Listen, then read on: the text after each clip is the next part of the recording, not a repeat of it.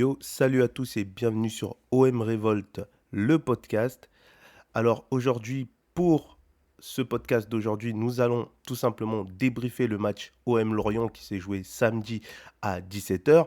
Et ensuite, nous parlerons un petit peu de la vente OM. Alors je tiens déjà à préciser que je suis un supporter, pas un média. Donc quand je vais parler de la vente OM, je ne vais pas parler des dernières infos que j'ai pu retenir de telle ou telle source.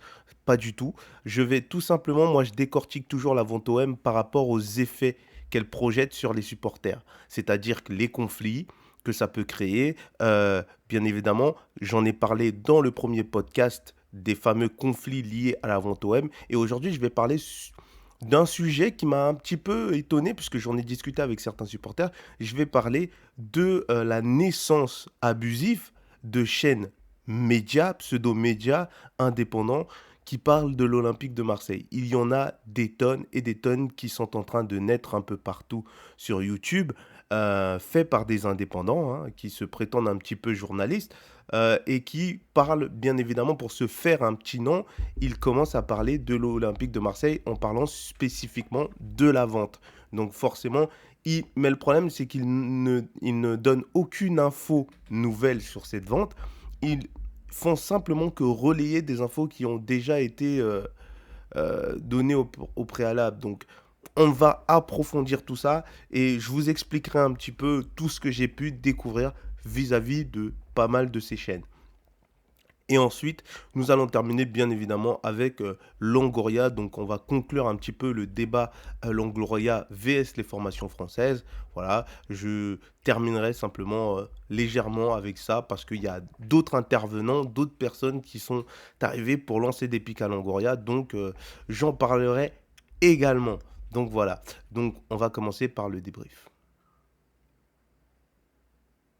Alors pour ce débrief, on va parler de bien évidemment d'OM Lorient, un match qui était en deux temps. Il y a eu une première mi-temps totalement stérile du côté de l'Olympique de Marseille.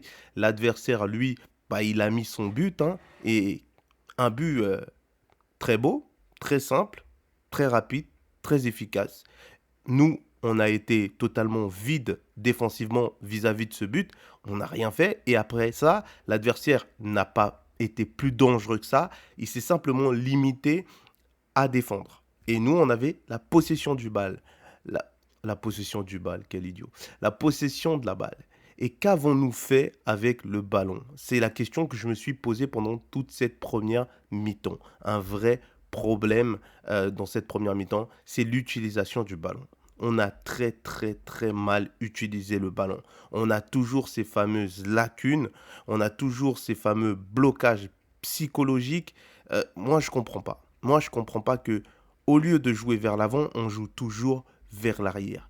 Quel est ce blocage qui fait qu'à chaque fois qu'un adversaire monte sur nous son véritable pressing important, on prend peur et on donne le ballon au joueur qui est derrière nous? Je ne comprends pas. Il n'y a aucune tentative de passer l'adversaire en un contre un.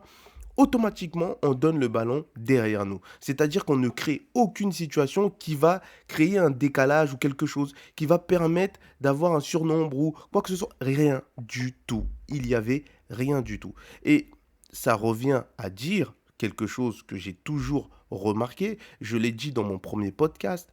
On n'a pas de feu follet. On n'a pas de joueur qui a le feu aux jambes. On n'a pas de joueur qui est capable de dribbler l'adversaire, deux joueurs façon Ben Arfa ou Nasri. On n'a pas ce genre de joueur. On avait Thauvin, on pensait que Thauvin, en revenant, il allait réussir à nous casser deux trois reins et puis réussir à créer justement ces décalages-là.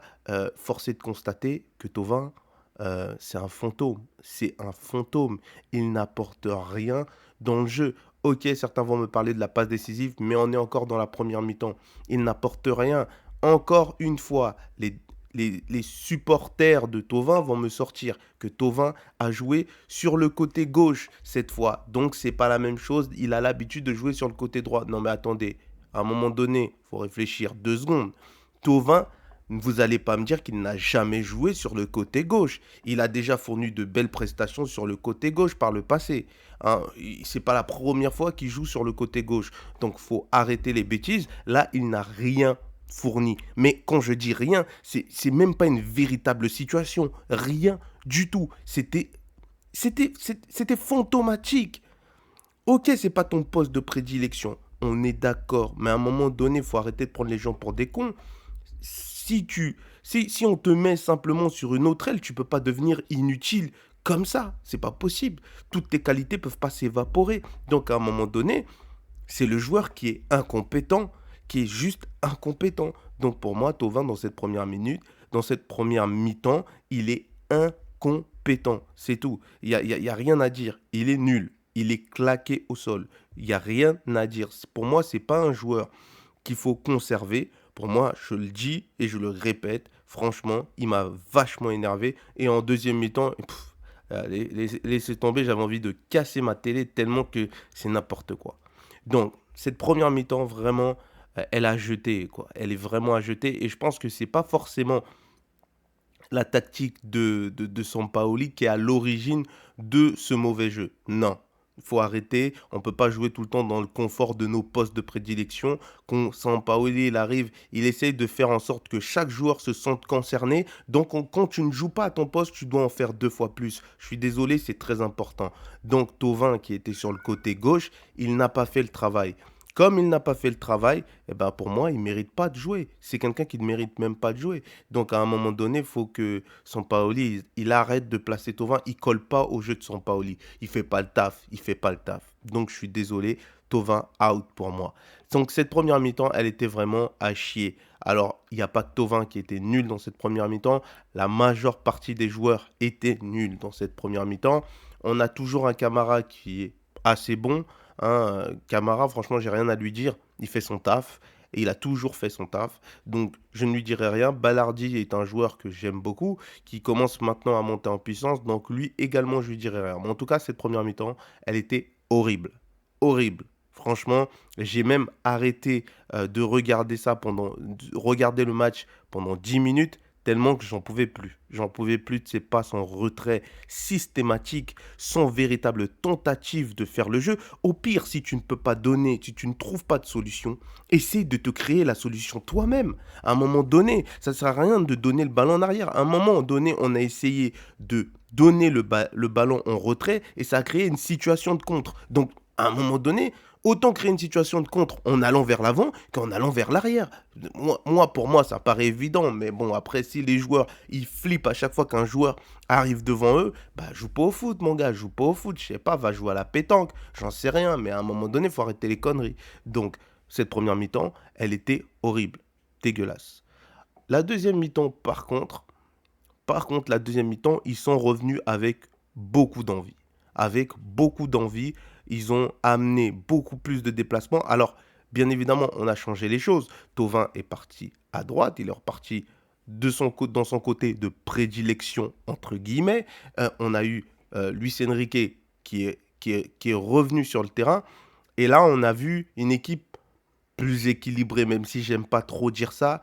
On a vu une équipe plus équilibrée offensivement, on va dire. Hein. Chacun a trouvé sa place, entre guillemets. Bah là, Luis Enrique, bah je dis que Luis Enrique, il a besoin de grandir psychologiquement, de se rassurer surtout, parce que c'est un joueur, je pense, qui peut faire la différence dans le futur. C'est vraiment, il peut devenir notre feu follet. Mais le problème, c'est qu'il est encore trop timide. Il a peur de faire une erreur en tentant quelque chose et que derrière, ça amène un but. Mais le problème, c'est que si Thauvin te fait des passes en retrait dans le vide et que ça amène des buts, Luis Enrique, vas-y, hein, tu peux dribbler, attaque. Ça sert à rien d'attendre et de... Voilà, parce qu'on a eu un contre. Si vous avez bien vu, à un moment donné, on a eu un contre. On a lancé le ballon, vous avez vu la pointe d'accélération de Luis Enrique. Il a récupéré le ballon à une vitesse folle. Pour moi, c'est un joueur qu'on a besoin d'utiliser sur ce jeu-là. Sur le jeu de Sampaoli, Luis Enrique, il est super intéressant. Maintenant, défensivement, c'est son point faible. Défensivement, c'est son point faible. Du coup, Sakai n'est pas du tout adapté à Luis Enrique. Sakai n'est pas du tout adapté à Luis Enrique. Du coup, va falloir trouver quelqu'un d'autre pour jouer juste derrière Luis Enrique. Et je pense que Amavi mieux, euh, correspondrait mieux à Luis Enrique. Tout simplement parce que de l'autre côté, tu as Lirola, Thauvin qui sont parfaitement accordés. Tout simplement, ils sont parfaitement accordés. Et pour moi, à ma vie, c'est un peu un Lirola sans la qualité technique offensive. Parce qu'il ne faut pas se mentir, à ma vie, c'est pas un mec qui va t'éliminer deux trois joueurs. Il va te les éliminer en pointe. C'est-à-dire qu'il va foncer tout droit et les joueurs n'auront pas le temps de croiser sa trajectoire pour pouvoir récupérer le ballon. Du coup, il va les prendre de vitesse. À ma vie, c'est plus comme ça qu'il crée des percées qu'en dribblant un, deux, trois joueurs. Donc, Lirola, par contre, lui, on sent qu'il a le geste technique, on sent que c'est quelqu'un qui est capable de dribbler véritablement les adversaires. Et il nous l'a prouvé déjà sur plusieurs matchs, qu'il est capable de faire ça, de faire des percées en dribblant. Donc ça, c'est juste la petite différence qu'il y a entre les deux joueurs. Mais mis à part ça, tu les mets tous les deux sur un côté, c'est magnifique, c'est grave intéressant. Et après, tu mets Luis Enrique. Mais Thauvin, moi, franchement, j'en peux plus psychologiquement. J'y arrive plus. Je suis désolé, j'y arrive plus. Mais bon, pour la fin de saison, je veux bien le laisser. Mais j'y arrive plus. Donc, cette deuxième mi-temps, elle était intéressante. On est rentré avec de l'envie. On a amené le premier but, qui était magnifique, très très beau, très très beau. Quel but de Payet, quel but de Payet. Ça m'a choqué tellement il était magnifique, franchement. Et c'est pour ça que Payet, je vous dis, Payet, c'est un joueur qu'on doit conserver. Parce que c'est un joueur, sur certains matchs, il a ce coup d'éclat que d'autres n'ont pas. Lui, il l'a. Tu sens que quand même, il a une certaine patte, il a une certaine technicité. Ça se dit technicité? Je sais pas. En fait, il a une certaine technique qu'on peut pas, on peut pas dire. Voilà, Payet pour moi, c'est un joueur qui est très important dans cette équipe.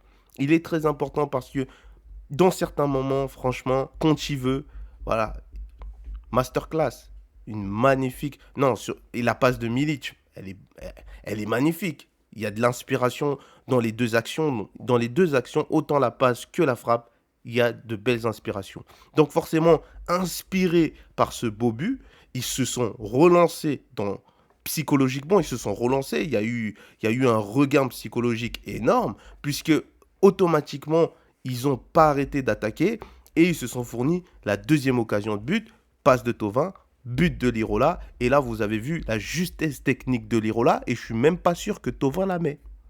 Parce que Thauvin, il a eu ces situations-là deux ou trois fois sur des passes de Milic. Et il les a pas mis. Hein. Il les a pas mis. Hein. C'était parti à côté. Vous voyez comme quoi Lirola, il est beaucoup plus efficace pour moi que Thauvin. Beaucoup plus efficace, même beaucoup plus adroit devant les buts. Non, à un moment donné, il faut arrêter. Thauvin, il est cuit. Il est cuit autant que Cuisance. Tous les deux, cuit. Cuisance, il a qu'à essayer de négocier Thauvin pour qu'il aille jouer au Bayern, je sais pas moi. De toute façon, là-bas, ils ont un bon avec Bounassar, tout ça. Ils vont se retrouver entre amis, l'OM, tout ça. Allez, vas-y. C'est incroyable, ça. Enfin, bref. Tout ce que je veux dire, c'est que... où j'en étais? Parce que là, je me perds à force de parler de ce Thauvin. Voilà, donc, beau but de Lirola. Et là, franchement, Lirola, super match, quoi. Un super match. On sent vraiment que le style Sampaoli, bah, il est incarné par Lirola, franchement. Il est incarné par Lirola parce que... Alors, défensivement, Lirola, il est encore faible. Là-dedans, je peux pas dire que Lirola, il est efficace. Tu me fusionnes un Lirola et un Sakai, on peut avoir un putain de guerrier. Franchement. Un Lirola et un Sakai, on peut avoir un putain de guerrier. Je dis pas que Sakai est le meilleur arrière qu'on ait eu, hein. Faut pas rêver, c'est pas le meilleur arrière du tout qu'on ait eu. Pour moi, l'un des meilleurs arrières qu'on ait eu, c'est Azpilicueta, parce qu'il était complet. Autant offensivement que défensivement. Offensivement, il n'était pas très technique, mais il avait une justesse de passe qui faisait la différence pour moi. Donc, Azpilicueta, c'est un très bon. Après, moi, j'aimais bien Bonnard. Donc, après, chacun ses goûts. Mais, ce que je veux dire, c'est que là, voilà, Lirola, il faut le garder. Il n'y a rien à dire. Il est efficace comme jamais. Faut le garder. Faut le garder. J'espère vraiment qu'ils vont le garder. Voilà. Donc, Lirola qui nous met ce deuxième but. Et ensuite, que se passe-t-il? On a une occasion de but extraordinaire. Et là, vous avez quoi? Payet qui est tellement chaud dans sa tête qui décide de pas frapper directement, il fait un geste de trop. Il essaye de la mettre entre les jambes du gardien, mais gros, le tiki-taka, faut arrêter. À un moment donné, sécurise d'abord le troisième but. Et après, après, vous pouvez vous éclater, jouer façon Sampaoli, Brésil, ce que vous voulez. Mais non, le troisième but, tu le sécurises direct. Dès que tu as l'occasion de frapper, tu frappes. Il n'y a pas de dribble, 3 dribbles, 4 dribbles. Mais Payet, vous savez, Payet, c'est comme ça qu'il est. Payet, dès qu'il met un très beau but, il a envie que tous les autres buts soient beaux. Ça, c'est Payet. On connaît Payet, il a toujours été comme ça. Dès qu'il met un premier but qui est beau, les autres, tu vois toujours, ils tentent des gestes techniques, ils tentent des trucs pour que les autres soient beaux. C'est comme ça qu'il fait. Ah, ça, c'est Payet. Et franchement, si vous regardez les matchs de Payet, vous allez vous rendre compte qu'à chaque fois qu'il a mis un très beau but, à chaque fois qu'il a une situation, il veut mettre un très beau but encore. C'est comme ça qu'il est. Ça, c'est Payet. Donc, il nous a raté cette occasion de but. Et là, bah, l'adversaire, quel réalisme! Quel réalisme! Bah, le réalisme, il est à cause de qui? Bah, passe de Thauvin. Passe de Thauvin vers le fantôme. Je sais pas qui il visait. Le fantôme. Il a vu un maillot, je sais pas où. Il y a personne. Pourquoi tu fais ça? Pourquoi tu fais ça? Pourquoi tu tires ton ballon? Je sais même pas où il visait. Je sais pas. Sa jambe, elle a bougé. Je sais pas. Franchement, ridicule. Ridicule. J'ai vu ça et j'ai dit, oh putain. Et là, je vois le contre. Je vois le contre. Chirurgical, Sakai mal placé. Je sais pas, Sakai, pourquoi tu fixes le centre? Il y a quelqu'un dans ton dos. Pourquoi tu fixes le centre? Tu vois bien qu'il y a déjà quelqu'un sur lui. Pourquoi vous fixez à deux une seule personne? Il y a quelqu'un dans ton dos. Tu t'es dit. Ça, c'est complètement débile. À un moment donné, il faut arrêter. Dans des contres comme ça, tu peux pas. Vous pouvez pas tous fixer la personne qui a le ballon. Franchement, c'est pas ton boulot, Sakai. Il y avait déjà quelqu'un qui était sur lui. Fallait plus viser celui qui était derrière ton dos. Et malheureusement, bah, pris de vitesse, il pouvait rien faire. L'adversaire, il a magnifiquement enroulé sa balle. Et là, même mon nonna, il a juste regardé un poteau rentrant. Clean. Clean, comme jamais.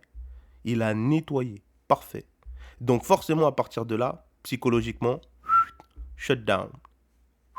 Chaos technique. Là, tu vois, les joueurs, ils sont là comme des zombies. Ah oui, bah les gars, voilà, ça arrive. Et donc forcément, quand ce moment il arrive, eh ben là, je me dis, c'est fini. Le match, il est cané, c'est terminé. On peut ranger, c'est fini. Ça va terminer sur un match nul. Au pire, ils vont nous en mettre un autre.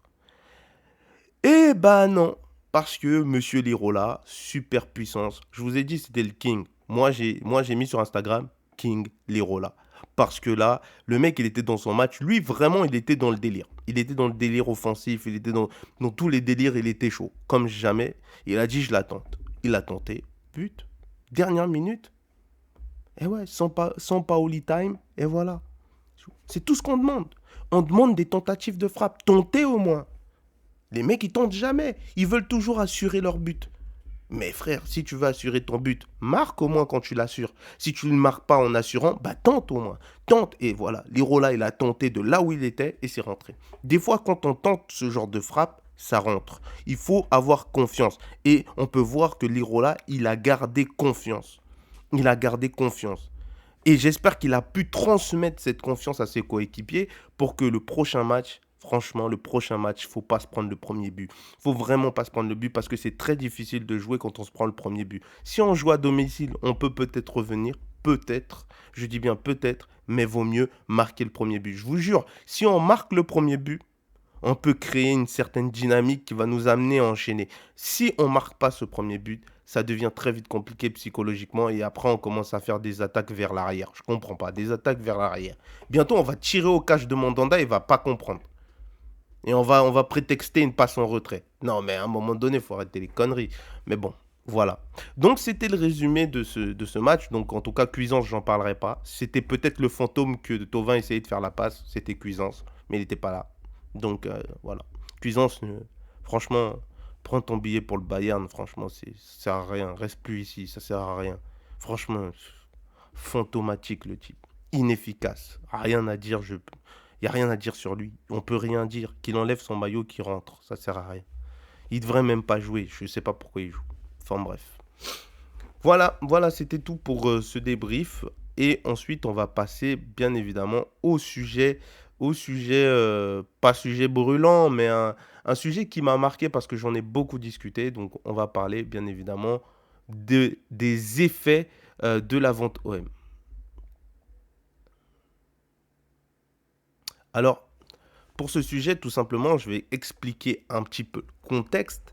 Alors, depuis que la vente OM a été annoncée par Thibaut Vésirian et ensuite confirmée par beaucoup d'autres médias indés, mais assez reconnus entre guillemets, hein, reconnus, quand je dis assez reconnus, c'est que la majorité de ces gens, il y en a beaucoup, bah en fait, c'était des anciens journalistes. Donc, il y en a, ils ont déjà travaillé comme journalistes. Donc, pour moi, c'est légitime qu'ils se présentent comme des médias parce que ces mecs-là, ils ont un statut de journaliste, ils ont été journalistes. Donc, quand quelqu'un était journaliste et que se présente comme un média, pour moi, ça ne veut pas forcément dire que toutes les infos qu'il va te donner sont crédibles, mais ça veut dire qu'au moins au minimum, il peut se considérer comme un média, je peux l'accepter. Mais le problème, c'est que depuis que la vente OM est annoncée, que ça fait débat et que voilà, tous les supporters sont derrière la moindre info sur la vente OM, il y a des chaînes qui poussent comme des champignons. Et quand je dis des chaînes qui poussent comme des champignons, je ne parle pas de chaînes de simples supporters dans le but de simplement dire, de faire des débriefs, de donner leur avis sur quoi, enfin d'être simplement, voilà, vous savez, comme moi qui donne mon avis simplement sur des trucs, voilà. Le fait de simplement donner son avis, ça, c'est pas un problème. Mais il y a des chaînes qui se présentent réellement comme des médias. C'est-à-dire qu'ils vous lancent les dernières infos, les sources, les trucs. Et le problème, c'est que ce qu'ils font, ce n'est simplement qu'une copie de la propriété intellectuelle de quelqu'un d'autre. Quand je dis propriété intellectuelle, c'est du contenu intellectuels d'autres chaînes qui ont travaillé, qui ont trimé pour avoir ces informations, qui ont fait des recherches ou qui ont des sources fiables pour pouvoir fournir ces informations. Et lui, il fait quoi? Bah, en fait, il surfe sur le buzz de la vente OM en exploitant ces informations et en simplement en les renvoyant simplement au public avec un delivery un petit peu différent. Voilà, il va polisser un petit peu le truc et il va donner l'impression que l'information, elle vient d'autres sources à lui. Voilà, en rajoutant des petits détails qui ne font pas de grandes différences, mais qui donnent une forme de personnalisation à l'information. Donc du coup, au final, certains y croient et certains pensent réellement que certains de ces types ont véritablement des infos eux aussi. Genre, nous aussi, on a nos infos via nos sources et il s'est avéré qu'on a les mêmes infos qu'un tel, que Massilia Football ou que Thibaut Vésirian ou que je ne sais quoi d'autre. Et j'ai regardé sur Internet et j'ai découvert des tonnes de chaînes qui se présentent comme des médias. Enfin, c'est une chaîne où il n'y a qu'une seule personne, mais la manière dont la personne présente sa chaîne, tu as l'impression que le gars, il est journaliste. Et tu vois très bien que le gars, il n'est pas journaliste, puisque certains de ses textes, certains de ses textes sont des copier-coller de sites comme Foot Mercato, Le Phocéen. Mais quand je dis copier-coller, c'est véritablement copier-coller. Copier-coller, c'est des analyses footballistiques, mais copier-coller, c'est une dinguerie. Ça m'a choqué. Mais ça m'a choqué. Et ça, c'est un supporter qui m'en a parlé sur Instagram. Et il m'a dit, va regarder telle chaîne. Et j'ai regardé, j'ai dit, mais attends, c'est quoi ces conneries? Il m'a dit, mais il y a des tonnes de chaînes comme ça. Il y a plein de gens qui commencent à parler de la vente OM. Il y en a qui font les comptables, il y en a qui font les juristes. C'est vrai, c'est vrai. Même en commentaire, il y a quelqu'un qui me l'a dit dans une vidéo, mais dans mon dernier podcast, qui a mis en commentaire en parlant justement que c'est vrai qu'en ce moment, il y a beaucoup de gens qui font les juristes, les comptables, genre, ils ont les chiffres, ils ont les trucs, ils font les recherches. Alors que la majorité de ces gens, c'est pas des médias. C'est pas de vrais médias indépendants. C'est-à-dire qu'en gros, beaucoup d'entre eux ne sont même pas journalistes. Ils n'ont jamais fait. Ça veut pas dire qu'ils n'ont pas le droit de faire des recherches, mais qu'il ne faut pas qu'ils vendent le fruit de leurs recherches comme étant les leurs, sachant que la majorité des informations qu'ils sont en train de divulguer sont des informations qu'ils ont simplement repris d'une autre chaîne. Donc à un moment donné, il faut arrêter. Ça, c'est n'importe quoi. Et tout ça juste pour pouvoir marquer Vente OM. Moi, je vais pas me mentir, hein, moi je mets Vente OM parce que j'aime décortiquer la Vente OM sous une autre forme que la vente en elle-même. J'aime voir toute la sphère qui est autour, c'est-à-dire ce que ça crée, ce que ça produit. Justement, et là, le sujet par rapport à la Vente OM, c'est justement ce nombre de chaînes qui n'arrêtent pas de naître et qui se présentent comme des médias. À un moment donné, si tu n'es pas un média, présente-toi comme une simple chaîne. Dis ce que tu penses. Même si tu es nul, tu bégayes, j'en ai rien à foutre. Dis ce que tu penses. C'est plus intéressant que si tu commences à simplement copier-coller tout ce qui est dit dans d'autres chaînes. Voilà, ça ne veut pas dire que tu peux pas avoir le même avis qu'une autre personne, mais il faut qu'on ressente quand même que c'est ton point de vue, quoi, qui est en train de passer. C'est pas le point de vue de tel journaliste sur telle chaîne, sur telle chaîne ou telle chaîne. À un moment donné, il faut arrêter les conneries. Non, moi franchement, ça m'a choqué. Ça m'a choqué. Du coup, j'ai demandé à cette personne de m'envoyer d'autres liens de chaînes qu'il connaît. Et là, ils m'ont envoyé des tonnes. Et j'ai dit, mais putain, je ne savais pas qu'il y avait autant de chaînes sur l'Olympique de Marseille, de plein de gens, de plein de médias soi-disant indépendants. Ça m'a choqué. Ça m'a choqué et voilà, c'est pour ça que moi j'essaie toujours de dire que je me présente pas comme un média, je n'en suis pas du tout un. Et je ne donnerai jamais des dernières infos, vous en aurez pas sur ma chaîne, vous en aurez peut-être jamais, moi je réagis vraiment quand j'en ai envie, et ça dépendra que de moi en fait, et je suis pas dans ce délire. Mais en tout cas, voilà, je voulais en parler parce que c'est très important de considérer que, il faut considérer le travail des autres. Il faut considérer le travail des autres. Je trouve que il y a un travail qui est fait par beaucoup de chaînes indépendantes sur YouTube Game. Et il faut les respecter, quoi. Il faut respecter ces chaînes-là. Il faut respecter le travail qui est fait. Il y en a qui font intervenir beaucoup de gens, qui ont des contacts. Encore si tu n'es pas un média ou un journaliste, mais que tu fais intervenir des journalistes, que tu fais intervenir des spécialistes, des contacts, je sais pas, des gens connus qui font partie de la sphère OM et que tu les fais intervenir de manière intéressante. Du coup, tu crées une émission. T'es pas un média spécifique, mais en fait, tu apportes quelque chose. Donc, même là, je peux te mettre dans la case média parce que tu laisses, en fait, tu as un réseau, tu as un contact, ce que tu dis est pertinent et les personnes que tu amènes le sont tout autant. Donc, forcément, tout ce que tu as créé donne l'impression d'un média, mais on peut l'accepter. Parce que ce que tu fais, c'est propre à toi, tu vois. Tu fais venir des intervenants pour pouvoir justement développer quelque chose de nouveau, sans pour autant y mettre du tien et voler des informations et commencer à les sortir au hasard. Ou au pire, quand tu lis une autre chaîne, tu regardes dans une autre chaîne une information, et ben là, pour le coup, ça t'intéresse, tu fais tes propres recherches et tu nous sors ce que toi t'as trouvé.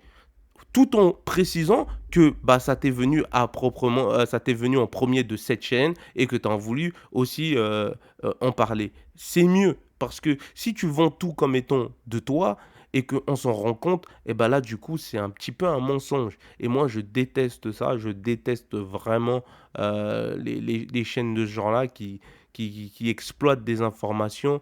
euh, Sans pour autant apporter une véritable plus-value là-dessus, genre en développant leurs propres idées sur le sujet, mais ces gens-là ne font que copier les informations, et en plus, les informations plus qu'ils te donnent, ce sont des informations invérifiables, incohérentes, et des fois complètement what the fuck, quoi.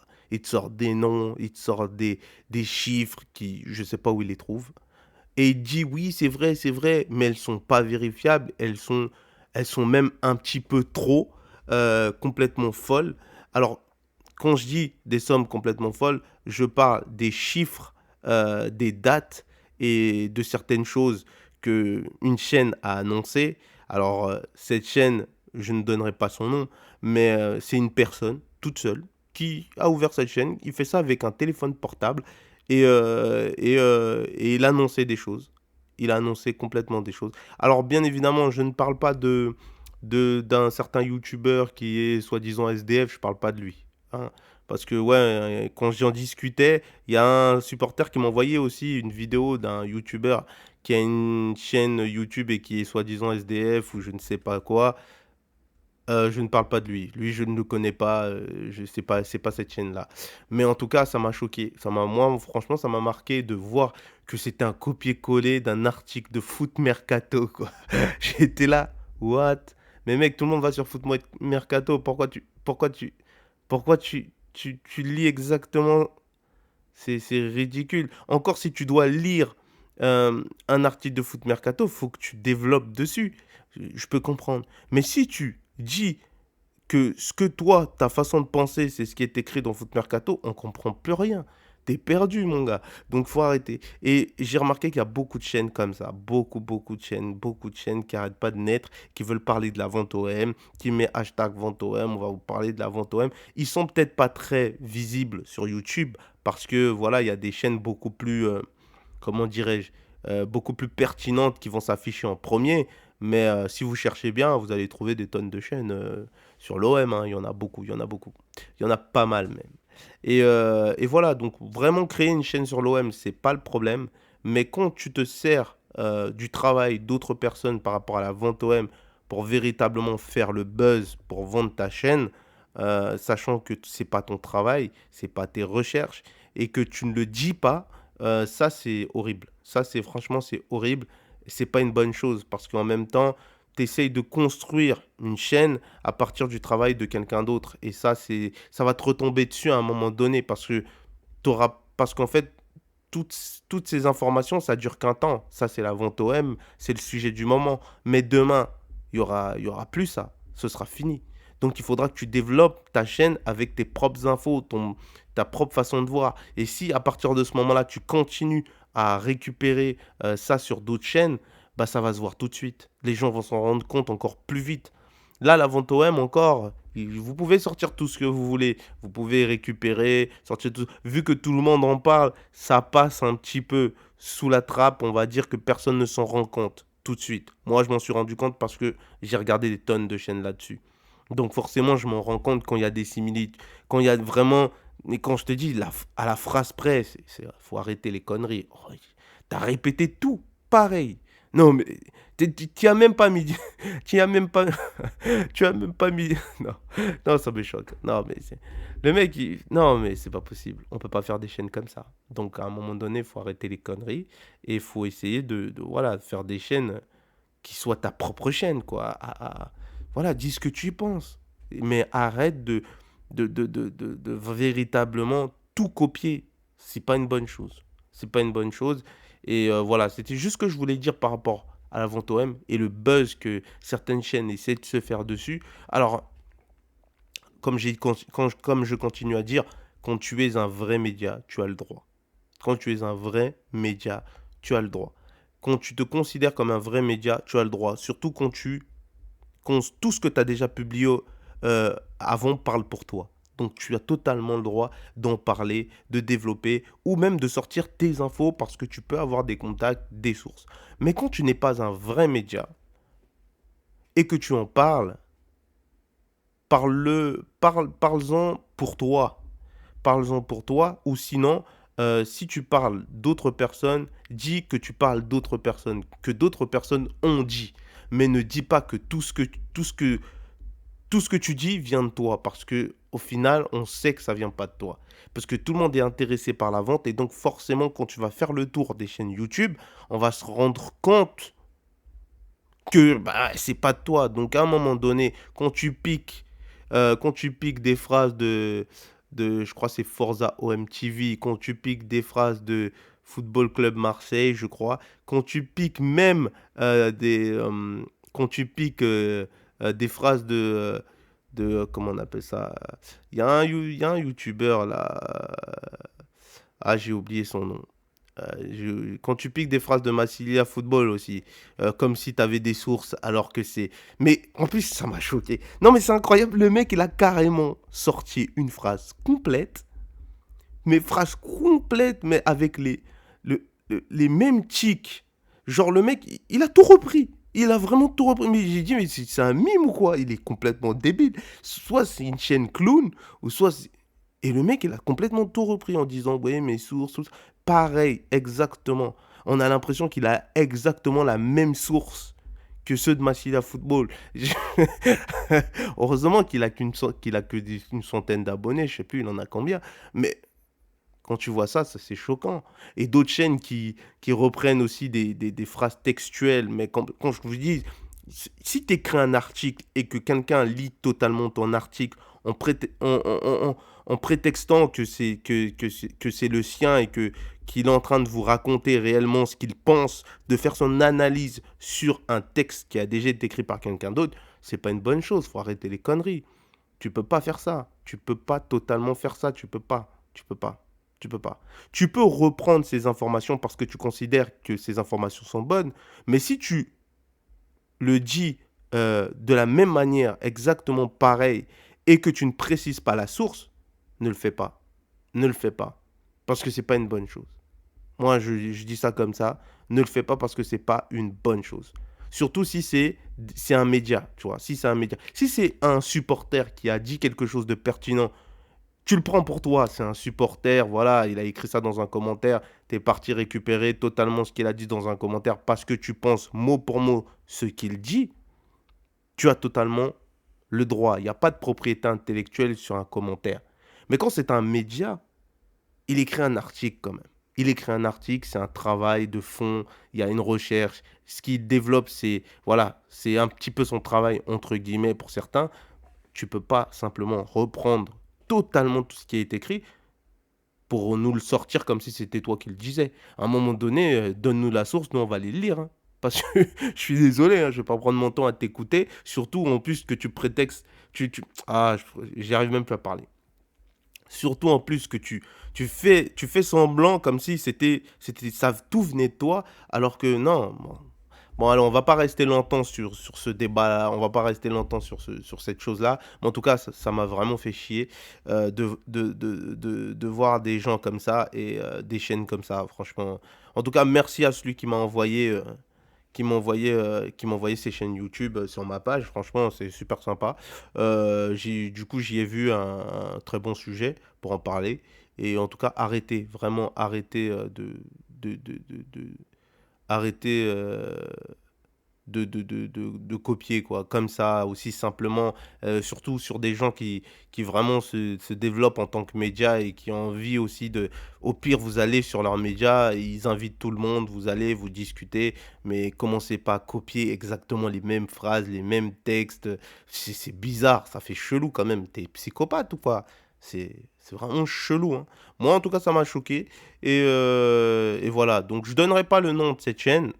Et je pense que cette chaîne, je ne sais pas si elle va écouter mon audio un jour, j'en sais rien. Mais je ne donnerai pas le nom de cette chaîne ou de ces chaînes parce qu'il doit y en avoir des tonnes. Mais celle-là, c'est celle qui m'a le plus marqué. Ouais. Bon, après, il est pas trop coté et je vois qu'il y avait quand même pas mal de dislikes quand même sur sa vidéo. Donc, à mon avis, les gens, ils avaient compris que c'était un blaireau. Mais si tu as beaucoup de chaînes comme ça qui commencent à naître et qui commencent à exploiter la vente OM pour faire le buzz de cette manière, c'est ridicule, quoi. C'est ridicule. Donc, voilà, faites attention quand vous êtes sur YouTube parce qu'il y a beaucoup de gens qui aiment vous vendre des informations, qui aiment se prétendre être ouais, spécialiste de je sais pas quoi, ouais, je connais des sources, ouais, j'ai un ami qui bosse, c'est le petit frère de héros, du cousin, de la sœur, du père, de la mère, de la tante, de je sais pas qui, ma courte.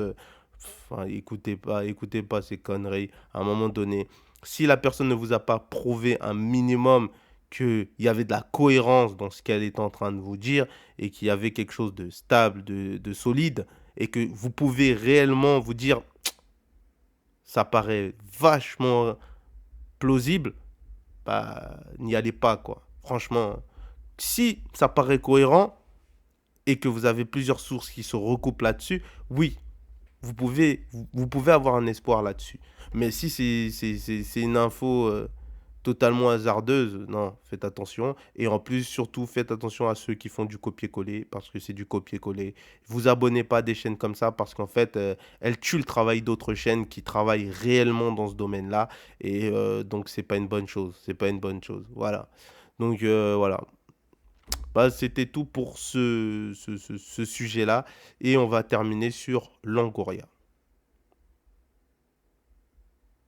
Alors, pour Longoria, ça va être très bref, hein, je pense que je vais être très bref là-dessus. Je me suis pris la tête un petit peu avec le sujet juste avant, qui m'a pris la tête, qui m'a pris la tête. J'espère que j'ai été assez clair, je pense. Et on va parler tout simplement de Longoria. Je pense que j'avais fait un petit audio, je sais pas combien de temps il a duré, où je parlais de Longoria vs la formation française. Longoria qui a comparé, la formation française à la NBA, en disant qu'il développait beaucoup plus d'individualisme un véritable jeu collectif. Alors, ça continue toujours à faire jaser sur RMC, ça fait jaser euh, dans les interviews, ça fait jaser, enfin tout le monde en parle, euh, tout le monde en parle, et moi, Comboiré aussi, je crois, il en a parlé, Comboiré aussi, il a dit oui, c'est qui Longoria, je ne le connais pas, moi tout ce que je sais, c'est qu'on a des champs et on a gagné la Coupe du Monde. Enfin bref, des trucs comme ça, complètement débiles. Mais s'il y a une réaction aussi puissante, moi je me dis, c'est qu'il y a une part de vérité dans ce qu'il dit. Parce qu'à un moment donné, quand vous êtes piqué comme ça, encore tu m'aurais dit, t'aurais répondu, t'aurais dit ouais, bon, bref, ouais, Longoria, ok, d'accord. S'il veut, tu vois, et c'est que t'en as rien à foutre et que tu te dis, ce qu'il dit, c'est pas pertinent. Mais si vous réagissez avec tant de violence, c'est que c'est pertinent. Vous vous sentez visé parce qu'en tant qu'entraîneur, vous n'êtes pas exporté à l'étranger, vous êtes très peu exporté, très peu visible. Et donc, du coup, quand il dit que la formation française n'a pas de fond de jeu spécifiquement française, voilà, vous avez compris, le jeu à la française, il n'y en a pas, eh ben forcément, les entraîneurs français qui ont été formés en France, qui sont des entraîneurs français, bah, ils se disent, bah, ouais, nous, en fait, on n'a pas de jeu à nous, et du coup, forcément, bah, ça intéresse personne. Et donc, ils sont piqués dans leur estime, ils se disent, ouais, non, mais il est sérieux, Longoria, il dit ça, moi, je suis un très bon entraîneur, regarde en Ligue 1 ce que j'ai fait, patati patata, enfin, bref, bref, bref. C'est ridicule. Moi, je pense qu'il y a une part de vérité dans ce qu'il a dit. Et je pense que la manière dont il l'a dit, c'est peut-être ça qui a plus fait mal que en faisant cette comparaison, par exemple, avec la NBA. C'est pas réducteur, la NBA. Vous savez ce que c'est, hein. C'est un des sports les mieux regardés au monde aussi, hein. Pas mieux que le football, hein, mais c'est un des grands sports de ce monde et ça cartonne. Donc forcément, aux États-Unis, c'est énorme. Donc c'est pas une mauvaise comparaison en termes de qualité, c'est une mauvaise comparaison par rapport au football. Par rapport au football et par rapport à la formation française en elle-même. C'est dire qu'on n'imprime pas un style de jeu à ces joueurs, ça prouve que en fait la formation française, tout autant que la Ligue 1, n'a pas d'identité claire par rapport à un style de jeu prédéfini. C'est-à-dire qu'en Espagne, on sait que c'est beaucoup les jeux de possession. On sait que voilà, ils aiment beaucoup les jeux de possession. C'est très technique. En Espagne, c'est très technique. Beaucoup de possession, beaucoup de dribbles, beaucoup de gestes techniques. Vous avez compris. En Italie, c'est tactique, c'est beaucoup plus tactique. Défense, défense, tactique, défensive. Beaucoup, beaucoup, beaucoup de tactique. En Angleterre, bah, c'est du box-to-box. Ça court beaucoup, c'est physique. Long ballon, accélération. Voilà, c'est vraiment très, très, très dynamique. C'est pareil en Allemagne. Pour moi, c'est à peu près. Ce sont des championnats assez similaires sur cette façon de jouer là. Et, euh, et en France, ben, pour moi, c'est le championnat gaulois. J'appelle ça le championnat gaulois parce que c'est castagne, tu vois. C'est un championnat bourbier. Il se passe tout et n'importe quoi. Tu as des équipes qui se la jouent à l'espagnol. Tu as des équipes qui se la jouent à l'allemande. C'est multi. Il y a de tout chez nous. C'est vraiment c'est le bordel. C'est le bordel. Des fois, tu as des matchs qui sont complètement pourris. Et bizarrement, dans ces matchs-là, c'est deux entraîneurs français. Donc, pose-toi la question. Pose-toi la question sur le fond de jeu, au final, hein. Donc, pour moi, Longoria, il avait pas tort. Et voilà, donc, c'était juste ça que j'avais envie de dire. Pour ceux qui n'avaient pas écouté hein, le podcast, n'hésitez pas à aller l'écouter, où j'en parle un peu plus là-dessus. Donc, je vais m'arrêter là. Je sais que là, normalement, voilà, 44 minutes que j'ai parlé. Il y a aussi beaucoup, beaucoup, beaucoup de blabla inutile, mais bon, Fallait que je parle. Et voilà, donc je vais vous laisser sur ce podcast en espérant vous revoir lundi prochain pour un autre grand format. J'espère que j'aurai des infos beaucoup plus intéressantes. Voilà, donc on parlera plus vraiment de la vente OM, sauf s'il y a officialisation. Là, c'était les deux sujets autour de la vente OM qui m'intéressaient. Là, il n'y en a plus trop, donc voilà, je vais laisser tomber. Du coup, je vous demande de vous abonner à ma page Instagram, très important. Abonnez-vous, hein, ça coûte rien. Vous abonner à la chaîne YouTube, ça coûte rien. Un petit clic, c'est réglé de toute façon. Et voilà, vous n'êtes pas obligé de cliquer sur la cloche, hein, si vous n'avez pas envie d'avoir à chaque fois les notifications. Mais c'est conseillé, voilà, c'est conseillé. Et puis, bah, je vous laisse et puis allez l'OM, hein.